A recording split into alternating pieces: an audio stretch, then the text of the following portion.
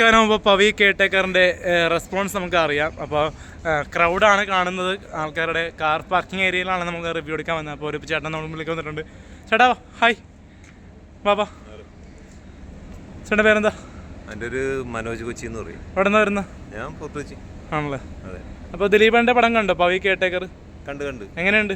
നന്നായിട്ടുണ്ട്. അതിലും ദിലീപേട്ടൻ്റെ മുൻകാലങ്ങളിലുള്ള അഭിനയ സാധ്യതകളൊക്കെ നമുക്ക് വീണ്ടും കാണാൻ വേണ്ടി സാധിച്ചു. അതിലും ഫാമിലിയായിട്ട് ധൈര്യപൂർവ്വം വന്ന് കാണാൻ പറ്റുന്ന ഒരു പടം തന്നെയാണ് പവി.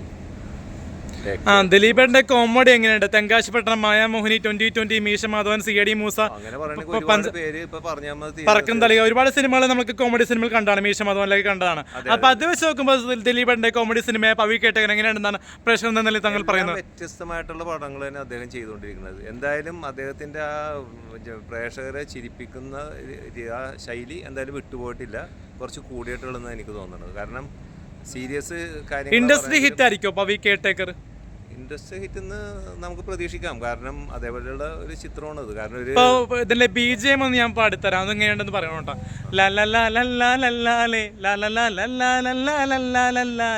അങ്ങനെയുണ്ട്, നന്നായിട്ടുണ്ട്. എന്തായാലും BGM-ഉം അതിലെ പാട്ടുകളും ഇതിലെ പുതുമുഖ നായകന്മാരാണ് കുറെ പേര് ദിലീപന്റെ പടത്തിൽ അഭിനയിച്ചിരിക്കുന്നു പറയുന്നത്. പറയാൻ പറ്റില്ല, കാരണം അവർ അതേപോലെയാണ് അഭിനയിച്ചത്. ഒരു ഫ്ലാറ്റ് കേന്ദ്രീകരിച്ചാണ് കഥ പറഞ്ഞു പോകുന്നത്. രസകരമായിട്ട് കോമഡി രൂപത്തിലാണ് ഓരോരോ പേപ്പർ കട്ടിങ്സിലെ കാര്യങ്ങളൊക്കെ പറയുന്നുണ്ട്. അതെന്താന്ന് പറയുന്നില്ല. അപ്പോൾ സിനിമ തിയേറ്ററിൽ ഒന്ന് കാണാൻ ശ്രമിക്കുക. എങ്ങനെ പറയുന്നത് നല്ല കഥകൾ അറിയാൻ വേണ്ടി നമുക്ക് അതാണ് നല്ലത്. കാരണം എന്നെ സംബന്ധിച്ച് ഒരു പ്രേക്ഷകൻ എന്താണെന്നൊരു വൺ ലൈൻ സൂചിപ്പിക്കാവോ സിനിമയെ പറ്റി? എന്തെങ്കിലും ഒരു സൂചിപ്പിക്കാന്ന് പറഞ്ഞിട്ടുണ്ടെങ്കിൽ, ഒരു അവിവാഹിതന്റെ ഒരു സംഘർഷവും അദ്ദേഹത്തിന്റെ ജീവിതത്തിൽ വരുന്ന ഇപ്പോ ദിലീപേണ്ട സിനിമ എന്ന് പറയുമ്പോൾ പ്രേക്ഷകർ എന്ന് പറയുമ്പോൾ തമാശയാണ്. പക്ഷെ ഈ സിനിമയിൽ തമാശ മാത്രമല്ല, സെന്റിമെന്റ്സും ഫൈറ്റും ഒക്കെ കാണിക്കുന്നുണ്ട്. ഫൈറ്റ് കണ്ടപ്പോൾ താങ്കൾക്ക് അത് ഫൈറ്റ് വേണോന്ന് വേണ്ടേന്ന് തോന്നിയോ? അത് ആവശ്യമുള്ള ഒരു ഘടകം തന്നെയാണ് ആ ഫൈറ്റ്. ഇപ്പൊ ജീവിതത്തിൽ താങ്കൾ ഒരു പുരുഷനാണ്. അപ്പോൾ താങ്കളുടെ ജീവിതത്തിൽ അടിക്കേണ്ട സാഹചര്യം വന്നു കഴിഞ്ഞാൽ ആൾക്കാരുടെ വലിപ്പം നോക്കാണ്ട് അടിക്കണം. അത് ഏത് സ്ഥാനമുള്ളവനാണെങ്കിലും ആ സമയത്ത് നമ്മൾ പ്രതികരിച്ച് പോകേണ്ട രീതിയിൽ അടി കൊടുക്കേണ്ടി വരുന്ന സാഹചര്യത്തിൽ കൊടുക്കേണ്ടി വരും. അതുപോലെ ഉള്ള ഒരു സംഘടനയാണ് ഇതിൽ കാണിക്കുന്നത്, അടി സീൻ കാണിക്കുന്നത്. അപ്പോൾ ജനപ്രിയ നായകൻ ദിലീപേട്ടന്റെ ജനപ്രിയ ഈ സിനിമയ്ക്ക് വർക്കൗട്ടായി പോയോ? പിന്നെ വർക്കൗട്ടായി, തീർച്ചയായും വർക്കൗട്ടായി. കാരണം ഇത് അധികം കഥാപാത്രങ്ങൾ ഇല്ലെങ്കിലും അതിൽ അഭിനയിച്ച കഥാപാത്രങ്ങൾ, ഇപ്പൊ രാധിക മേഡം ദിലീപേട്ടൻ ആറാടിയോ ശരിക്കും? പിന്നെ ആറാടി എന്ന് നിങ്ങളുടെ ഭാഷ വേണമെങ്കിൽ പറയാം. ഓക്കെ, അതിലും എല്ലാവർക്കും നമ്മുടെ രാധിക ശരത് കുമാർ മേഡം എങ്ങനെ ഉണ്ടായിരുന്നു രാമലീലയ്ക്ക് ശേഷം? ആ മേഡത്തിന്റെ കാര്യം ഒന്നും പറയണ്ട. പിന്നെ സൗണ്ട് തോമ പാപ്പിയപ്പച്ച സിനിമയ്ക്ക് ശേഷം ദർബജൻ മോൾക്കാട്ടി ദിലീപ് കൂട്ടുകെട്ട് എങ്ങനെയുണ്ടായിരുന്നു? അദ്ദേഹം നന്നായിട്ട്, ചെറിയൊരു കഥാപാത്രമാണെങ്കിലും അദ്ദേഹം അത് നന്നായിട്ട് ദർബജൻ മോൾക്കാട്ടി ചെയ്തിട്ടുണ്ട്. അതിലും നന്നായിട്ടുണ്ട്. പിന്നെ കുറെ നാൾക്ക് ശേഷം പറഞ്ഞിട്ട് ഒരു കാര്യം കൂടെ പറഞ്ഞിട്ട്, ഈ പടം സംവിധാനം ചെയ്തേക്കുന്നത് ബാലതാരമായിട്ട് വന്ന വിനീത് കുമാർ. അദ്ദേഹത്തിന് നമുക്ക് പെട്ടെന്ന് പറയാൻ വേണ്ടി ഓർമ്മ വന്നത് വടക്കം പിരിയാതയിൽ മമ്മൂക്കട ബാല്യകാലം അഭിനയിച്ച വിനീത് കുമാർ എന്ന നടൻ. അദ്ദേഹം നടനായി യുവ ചിത്രങ്ങളിലൊക്കെ അദ്ദേഹം തിളങ്ങി. എന്തായാലും അദ്ദേഹം ഡയറക്ടർ, സംവിധായകന്റെ മേലെങ്കിൽ അണിഞ്ഞു. ഇനി മലയാളത്തിന് ഒരുപാട് ചിത്രങ്ങൾ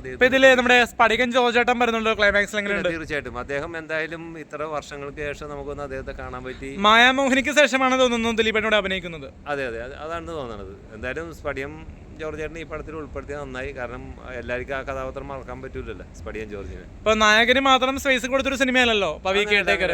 തീർച്ചയായിട്ടും എല്ലാവർക്കും നല്ല പ്രാധാന്യം. താങ്കൾ ഈ പടത്തിൽ അഭിനയിച്ചിരുന്നു ജൂനിയർ ആർട്ടിസ്റ്റ്? ഇല്ല, അഭിനയിച്ചിട്ടില്ല. ഈ പടത്തിൽ അഭിനയിക്കാൻ വിളിച്ചിരുന്ന സമയത്ത് എനിക്ക് പോകാൻ വേണ്ടി പറ്റിയില്ല. ആണല്ലേ. അപ്പൊ പ്രേക്ഷകരോട് എന്താ പറയാനുള്ള അവസാനമായിട്ട്? പ്രേക്ഷകരോട് പറയാനെന്ന് പറഞ്ഞാൽ, നല്ല നല്ല സിനിമകൾ മലയാളത്തിൽ ഇപ്പോൾ ഇറങ്ങിക്കൊണ്ടിരിക്കുകയാണ്. എല്ലാവരും തിയേറ്ററിൽ വന്ന് കാണുക. ഈ സിനിമാ മേഖലകൾ നിങ്ങൾ വന്ന് കണ്ടാലേ അടുത്ത സിനിമകൾ നമുക്ക് പിടിക്കാനുള്ള. ഓക്കെ, താങ്ക് യു ചേട്ടാ. Thank you. അപ്പോൾ പ്രേക്ഷകർ ധൈര്യമായിട്ടും തിയേറ്ററിൽ വന്ന് കാണുക. ഓരോരുത്തരുടെ അഭിപ്രായങ്ങൾ നമ്മൾ അറിയിക്കുന്നത് പവി കെയർടേക്കർ ദിലീപേട്ടൻ്റെ ജനപ്രിയ സിനിമയാണ്. അപ്പോൾ എല്ലാവരും തിയേറ്ററിൽ പോയി കാണുക. അപ്പോൾ അടുത്തൊരു പ്രേക്ഷകൻ വന്നിട്ടുണ്ട് അഭിലാഷ് ആട്ടയം. ഒരു ആട്ടയം ചേട്ടാ പറ. നമസ്കാരം. ദിലീപേട്ടൻ എങ്ങനെയുണ്ട്? പവി കെയർടേക്കർ എങ്ങനെയുണ്ട്? ദിലീപേട്ടൻ്റെ തിരിച്ചുവരവാണ് സിനിമ. തങ്കമണി സിനിമയ്ക്ക് ശേഷം ദിലീപേട്ടൻ്റെ വ്യത്യസ്തമായൊരു പ്രമേയമാണ് കണ്ടു. അതിലെ കോമഡി ജോണർ എന്താണ്? ഇതിൽ സെന്റിമെന്റ്സ് ആണെങ്കിൽ നമ്മൾ അറിഞ്ഞ് പൊട്ടിക്കരഞ്ഞു പോണ നിമിഷങ്ങളാണ്. അതിൽ നായ്ക്കുട്ടി അഭിനയിച്ചിട്ടുണ്ട്. അതൊക്കെയാണ് ഈ ലാസ്റ്റ് സീനിലൊക്കെ ഒരു ചാർലി മൂവിക്ക് ശേഷം ഒരു നായ്ക്കുട്ടി നമ്മൾ കരയിപ്പിച്ചേക്കണ ഈ മൂവിയിലാണ്. അതുപോലെ നല്ല പാട്ടുകളുണ്ട്, നല്ല കോമഡി ഉണ്ട്, നല്ല രസമായിട്ടുള്ള ഒരു മൂവിയാണ്. കാരണം എന്ന് വെച്ച് കഴിഞ്ഞാൽ ഒരുപാട് പവി കെയർ ടേക്കർ എന്തുകൊണ്ട് മലയാളി പ്രേക്ഷകർ കാണണമെന്ന് താങ്കൾ പറയുന്നു? അതൊരു കുടുംബ സിനിമയാണ്. ഇപ്പോൾ കുടുംബ സിനിമകൾ കിട്ടാൻ ഭയങ്കര പ്രയാസമുള്ള കാലമാണ് പേരെ. എല്ലാം ന്യൂ ജനറേഷൻ സിനിമകളല്ലേ. ഇതൊന്നും എന്തായാലും വൻ ഒരു വിജയമാണ്. കാരണം എന്ന് വെച്ചാൽ ഒരുപാട് പുതുമുഖ നടിമാർ പഞ്ചാബി ഹോസ് പാണ്ടിപ്പട തെങ്കാശി പട്ടണം മൈ ബോസ് എന്നീ സിനിമയ്ക്ക് ശേഷം ദിലീപേട്ടൻ്റെ ഒരു കോമഡി സിനിമ വന്നിരിക്കുകയാണ്. എന്താ താങ്കൾക്ക് പറയാനുള്ളത് അതിനെപ്പറ്റി? ഇത് നല്ലൊരു സിനിമയാണ്. നമ്മുടെ ഇതൊക്കെയല്ലേ CID മൂസയൊക്കെ കണ്ട പോലത്തെ തന്നെ ഒരു മൂവിയാണ്. ഒരു സ്ലാപ്സ്റ്റിക് കോമഡി ആണോ സിനിമയെ ഉദ്ദേശിക്കുന്നത്? പറക്കും തലിക CID മൂസിൽ കണ്ട പോലത്തെ കോമഡി സീക്വൻസ് ഒക്കെ ഈ സിനിമയിൽ വർക്കൗട്ടായി പോകുന്നു. എന്താ പറയുന്നത് അതിനെപ്പറ്റി? അത് ആ ഒരു മൂഡ് വരും എന്ന് വെച്ച് കഴിഞ്ഞാൽ പറക്കുന്നളിയും കണ്ട് നമ്മൾ ഒരുപാട് ചിരിച്ചിട്ടുണ്ട്. ആ ഒരു മൂഡ് ഈ സിനിമയ്ക്കും ഉണ്ട്. എന്തായാലും ഫാമിലി ആയിട്ട് വന്നു. ഇതിലൊരു വൺ ലൈൻ ഞാൻ പാടാം.